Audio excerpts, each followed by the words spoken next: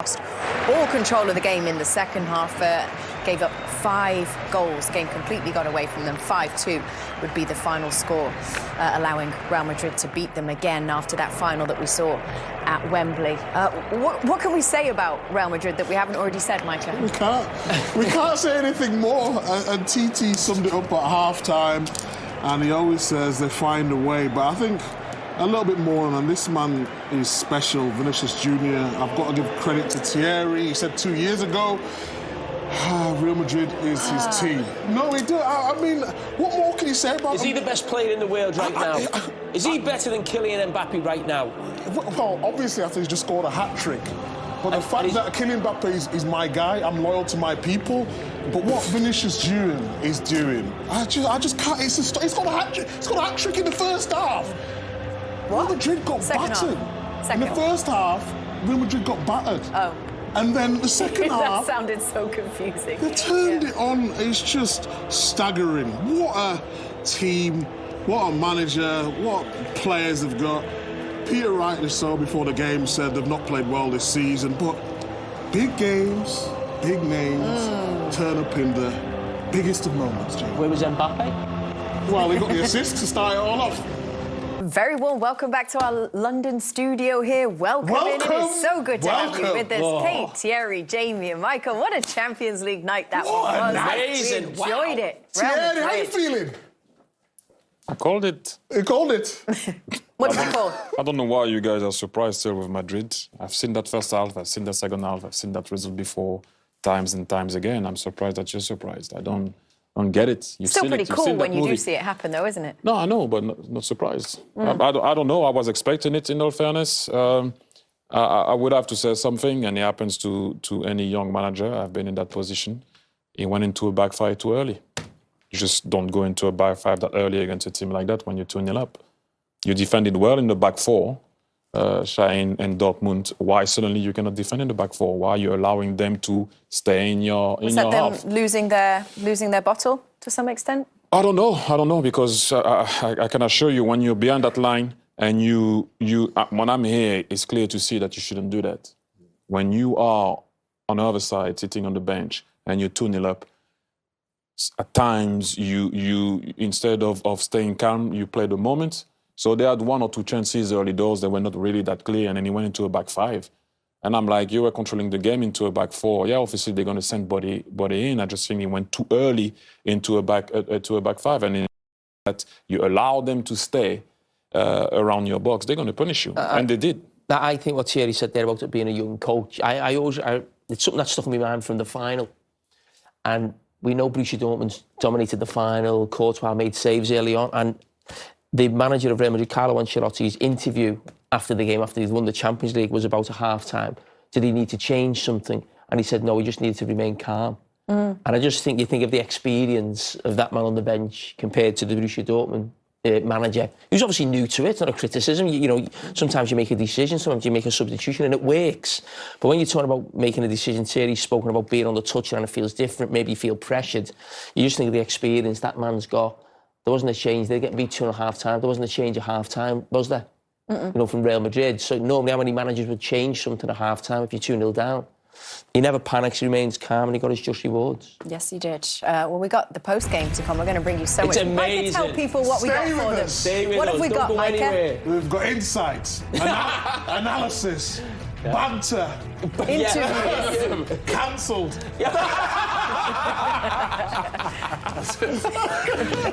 We'll be back in just a minute. Stay with us. Good evening. Welcome back to CBS Sports. Welcome back to the Champions League crew. Kate, Thierry, Jamie, Michael. What are you saying? You know what he's saying? What a show we've got for you. Do I? Yeah. Like that, in that kind of accent? What a show we got for you. Hopefully. Never mind. Anyway, let's talk about... we had some brilliant action tonight. Of course, headlined by the game between Real Madrid and Borussia Dortmund. 5-2 the final score in that one. The Kings of Europe, Real Madrid, just reminding Borussia Dortmund who they were, particularly in the second half of that game. Scored 5 goals unanswered. Let's take you through the action in this one. First couple of goals came from Borussia Dortmund. They had a great start to this game, particularly first half, Thierry. Yes, and rightly so. They were on top of the game, dominating the game, finding space, switching the ball, You see Rodrigo there defending. You don't even see Vinicius Jr. in the picture, switching again on the other side. Ball's going to go inside to Malen. He's going to play Brand. Brand's going to lose the ball. Reaction. Guirassy shielding the ball, passing it to Malen. 1-0, and rightly so. They were playing really well, passing the ball around. What about the touch from Guirassy here? Yes, just shield the ball, keep Rudiger away, just pass it. You know, they were pretty lethargic, Madrid, in the first half, and allowing Dortmund all the time to be on the ball, pass the ball, turn and play forward. That was a bit too easy. Yeah, and then they make it 2-0, and this time it's Jamie Gittins. You see him here, we highlighted him before the show. Devastating pace going forward, but this some Borussia Dortmund up. They switch the play fantastically from one side of the pitch to the other. And Malen, who's got the goal, he's got an assist, and Gittins, who comes in at the back post. Yeah, but look at his desire to get in there. I know. Look at this. That's what you need for your wide forwards. Two of them have been absolutely brilliant, and Jamie Gittins is now the youngest Englishman to ever score at the Bernabeu. So that was something he'll treasure tonight, along with the goal. Whose record did it be? While you're thinking, I'll talk you through Were you talking the to me? chances for Real Madrid. Bellingham just can't get the purchase on it with a header. And then there's another chance. Wonderful ball through here. Rodrigo, beautiful run off the post. Bad touch from Bellingham, and then hits the bar again. I mean, What a finish that was, by the way. it really just looked like it wasn't going to be their day. And you know what happens? You know what happens next. Real Madrid get back into it, but yeah. Beautiful play from Real Madrid. He'd have wanted that, wouldn't he, Bellingham? Just being short of goals. Of course, Maybe yeah. he needed that. He's obviously delighted with the result tonight. But this Courtois save, listen, he's as good as any goalkeeper in world football. Just before half-time, that's flying into the top corner and keeps his team in it. But you can see the frustration from him going in at half-time. Yeah, so they're 2-0 up at that point, which is obviously a fantastic position to be in Madrid. You've talked about the fact that you think it was a mistake to shift to that defensive kind of positioning for Dortmund in the second half. What do you think they should have done in the second half? How should they just have carried on as they were? Stay calm. It's More going to of the happen. same? It's Real Madrid. They play at home. They're going to have chances, but you control the game playing in the back four. I just think that sometimes playing in the back five, you allow people to dominate the game inside. And it's even more difficult to come out, especially at the end. Emre Can came on as a wing back on the right. How are you going to defend on Vinicius? Emre Can, very difficult, and we saw it on the last goal. Yeah, I was just going to ask you to stay calm. You've played the Bernabeu, both of you. How easy it to stay calm? Because It's with easy the to- players that Real Madrid have, and I feel like I don't say it's disrespectful, but like just to stay calm at the Bernabeu in one of the biggest games of their season with young players, surely that just comes with experience, maybe? You have some, even experience. It doesn't really matter. When it creeps in you or on you, and Jamie will know that, you have stadiums that will make you lose your mind. On a night in a Champions League. Liverpool scores, it's 2-0 up, Liverpool score. Night, Champions League night. You start to stutter. You know, you play at Madrid, you know the place, you know how it is, so you start to stutter. That's when you need to stay calm. One opportunity, 1v1, the goalkeeper saves it. Stay calm. You don't need to change the whole tactic of what you did for the game. Because when they smell blood night in the Champions League, Barca, Real Madrid, or whoever, you can name the big clubs in Europe, you let them smell blood, it's over. Well. Yeah, it was over. Real Madrid scored 5 unanswered goals in the scores? second half. Who was it? Rudiger! Yes. I mean, First what a character. What's he even doing up there to start with? They have a set piece, he's up there. And, I mean, Kylian Mbappe, who's obviously playing as a number 9, finds himself on the right. Comes back out to him, but he's a really good ball, the way he just managed to get it back, and then Rudiger with a fantastic header. See better here with Mbappe. He really has just got that shift where he can just move the ball so quickly, and then the composure just to lift it in the box, and then there was only one man who was going to win it once it got in there. What a cross. Great cross, great header. 2-1, back in the game. Yeah, and you always felt, as Thierry just mentioned, in certain stadiums, you feel as soon as it goes 2-1, you've certainly got a storm to ride.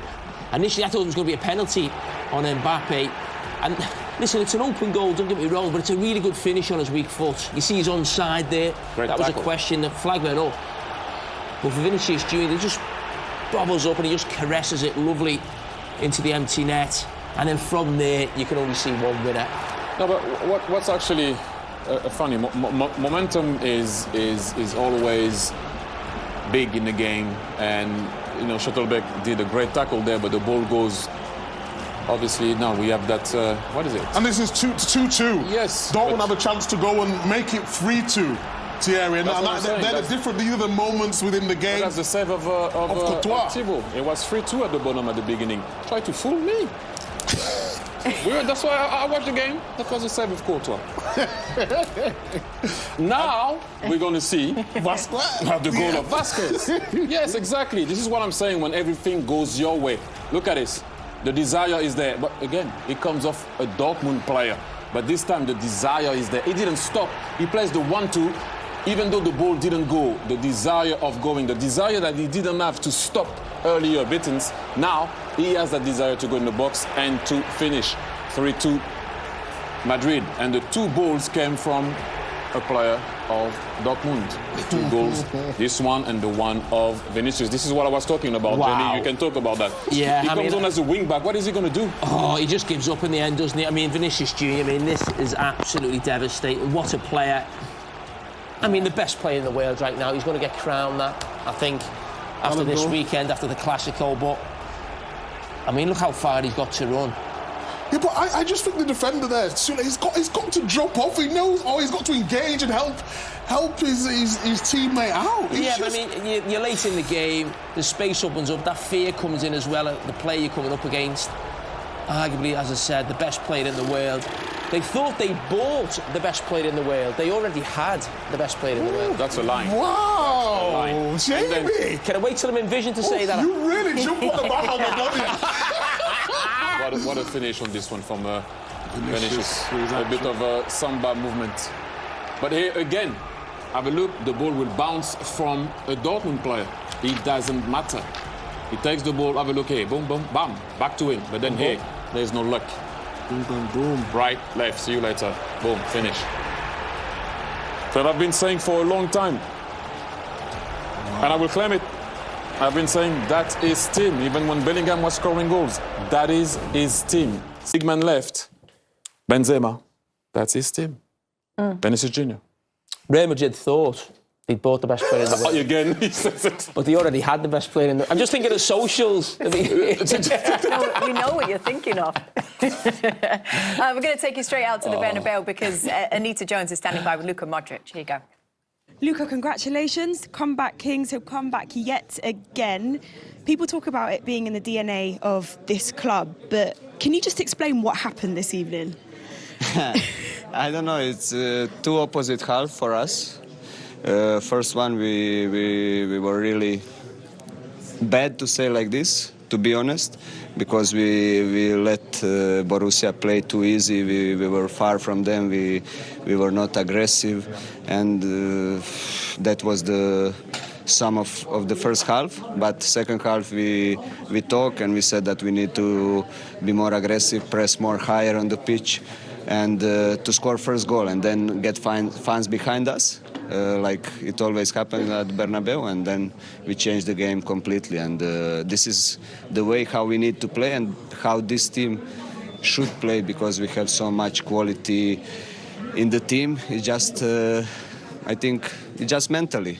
We just need to go out, go for the game like we did in second half, and this is what happens, and especially in this competition, which is really special for us. Why do you think Borussia Dortmund were able to find those spaces in the first half? Because it almost looked like it was easy for them. Yeah, we make them game easy for them because we dropped too deep in our half. We didn't press. We let them play easy, and like this, it's really difficult. And as soon as we changed in second half, it was more difficult for them because they didn't have that much time on the ball, and we steal the ball more higher up the pitch, and we create many chances. What was the message from Mr. Carlo Ancelotti at half-time? Yeah, he just said that we need to change, forget about first half, and that we need to, like I told you before, be more aggressive, press high up the pitch, and to to move more without the ball, and that's what we did. Speaking about your role in this Real Madrid team this season, I know everyone talks about your age. You may not want me to bring it up. Did you expect to have such a big role as you are since the start of the season? Yeah, what to tell you? I always said the team is the most important. I'm here always to help. I feel good physically and mentally, and when I'm like this, I know what I can give to the team. And yes, when I'm here, I expect to play always. But on the end, it's down to Mister to decide how much use me. I always want to play because I really feel good, and I don't like when when people are reminding me about the age, because it's the most important what you give, how you feel on the pitch. And from my personal point of view, I feel really good. And like I said, on the end, it's down to Mister how much he wants to use me. But so far, I'm happy. It looks like he might be giving you a few more minutes after tonight. And just finally, within a week, one of the biggest nights in world football's happening, the Ballon d'Or. You, of course, have won that illustrious prize. A couple of your teammates are up for nomination. Is there anyone that you're thinking maybe getting that prize? Let's see, because we have a couple of players that could win it. After today, Vinny Jr., do you think he's closer to it? Yeah, definitely, but not just for tonight, but whole season he was outstanding, and we're looking forward to see it who will win it. But I think overall, when you see how he played last season and what he is doing this season, and especially after tonight, I think he deserves it. Thank you very much, Luka. Congratulations on the win. Thank you.